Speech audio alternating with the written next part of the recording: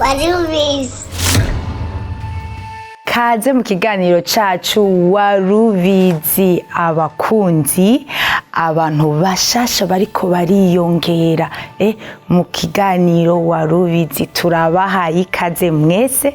Jewe ndabagumbiriye kaze tubane n'umunsi mu kiganiro Warubizi. Dufise umunsi utandukanye, murabona yuko na setup itandukanye, murabona yuko ari ibintu mutamenyereye muri Warubizi. Rero n'umunsi nagira ndababwire ikiganiro giheruka mwarabonye yuko nababwiye yuko dufise anniversaire y'Ishengero. Happy first anniversary to Christ Life Center in celebrating a year of God's faithfulness and blessings. From humble beginnings to impactful ministries, our journey has been guided by His grace. Join us for a special 3-day celebration. We're starting on Friday, March 22nd with an overnight prayer from 8 p.m. to 12 a.m. Lovebirds, get ready. Saturday, March 23rd is all yours. From 1 p.m. to 7 p.m., we've prepared a special couples conference just for you. After regular Sunday service, we'll close off the celebration from 6 p.m. to 9 p.m. as we reflect on our achievement, share testimonies, and look forward to the future with hope and joy. We have so much good things awaiting for you. Our special guest, Pastor Imana, all the way from Montreal, Canada, will be joining us. CLC worship team will also be present to lead us into praise and worship. Along with CLC's cultural dance group, Shekinah will be there performing. Come be a part of our growing family as we continue to spread love, faith, and compassion. Mbega mwoba muzi yuko Warubizi, ikiganiro Warubizi ari c'ishengero rya CLC? Warubizi yuko kino kiganiro cacu catanguriye mu ishengero rya CLC. Rero iryo shengero rifise anniversaire y'umwaka umwe. Turakomeye amashi uhoraho yatugiriye neza, turaryohewe, turashima Imana. Iryo shengero rya CLC rikorera mu muji wa Phoenix, Arizona. Kaze tubane mwese rero mu kwihiriza mu gufeta ino anniversaire. Dufise igikorane c'imisi itatu. Iyo misi itatu turafise abatumire batandukanye. Ni amatariki ni ya le 22, le 23 na le 24. Turafise abakozi b'Imana batandukanye bazoba bakora muri iyo misi.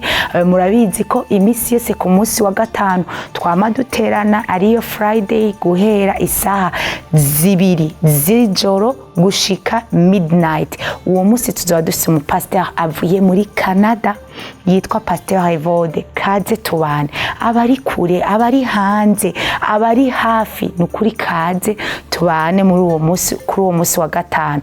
Hama tukaba dufise umunsi wa gatandatu. Ndawubatuye. Mbega umunsi mwiza, umunsi wabubatse. Uwo munsi nukuri na jewe numva ndawuryoherewe, mfise igishika cyo kumenya mbega nibiki bizovugwa, mbega hazobiki, babiduteguriye gute. Numunsi udasanzwe udasanzwe, kandi ndabamenyesha yuko uwo munsi na live tuzoba dufise. Hari abantu bagumye bambaza ngo umunsi hazoba hari live. Oyaye, nta live tuzoba dufise. Rero uri hafi n'uri kure n'ukuri urashobora kukuza kugira ntuhombe ibihe vyiza tuzogira. Kaze rero uwo munsi nta live izoba ihari, tuzotangura 1 p.m. gushika 6 p.m. turafise abatumire beza, turafise couple y'abapasteur nabo nyene. Nukuri kaze tubane, muraza kubona flyer.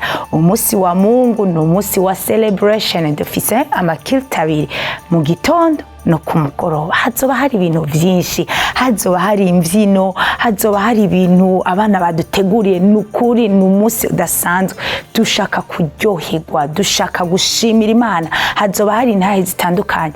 Mbega kino kiganiro Warubizi hari ico cagufashije? Hari ico ufise woshimira Imana? Hariho abantu benshi batari bazi yuko ikiganiro Warubizi gica mwishengero. Dukorera ahantu turiko turakorera ni mwishengero rya CLC. Rero kaze tubane iyo misi 3 tugiye gufeta anniversaire ya mbere dutanguye, n'ukuri ntimuhombe. Kaze tubane, kaze dushime Imana yatugiriye neza, kandi natwe imitima yacu iraryohewe. Rero abari kure na kure, hariho abantu baturaba bahora baraba ikiganiro Warubizi, baba bari muri Afrika, muri Kenya, umuryango mushasha uheruka kongerako ku bantu baraba Warubizi. Murashobora kuraba YouTube za CRC zizoba ziri on, tuzobereka ama live kwa gatanu no kwa Mungu, ariko kwa gatandatu nta live izoba ihari. Rero kazi murabe YouTube channel yacu, nukuri ntimuzovyicuza. Ndabakunda, Imana ibahezagire. Bye bye. Happy first anniversary to Christ Life Center in celebrating a year of God's faithfulness and blessings. From humble beginnings to impactful ministries, our journey has been guided by His grace. Join us for a special 3-day celebration. We're starting on Friday, March 22nd with an overnight prayer from 8 p.m. to 12 a.m. Lovebirds, get ready. Saturday, March 23rd is all yours. From 1 p.m. to 7 p.m., we've prepared a special couples conference just for you. After regular Sunday service, we'll close off the celebration from 6 p.m. to 9 p.m. as we reflect on our achievement, share testimonies, and look forward to the future with hope and joy. We have so much good things awaiting for you. Our special guest, Pastor Evoden Imana, all the way from Montreal, Canada, will be joining us. CLC worship team will also be present to lead us into praise and worship. Along with CLC's cultural dance group, Shekinah will be there performing. Come be a part of our growing family as we continue to spread love, faith, and compassion.